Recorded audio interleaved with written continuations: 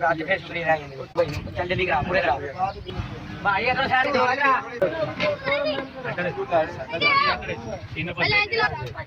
ਆ ਕੁੜੀ ਨੂੰ ਦੇ ਜਾਂਦਾ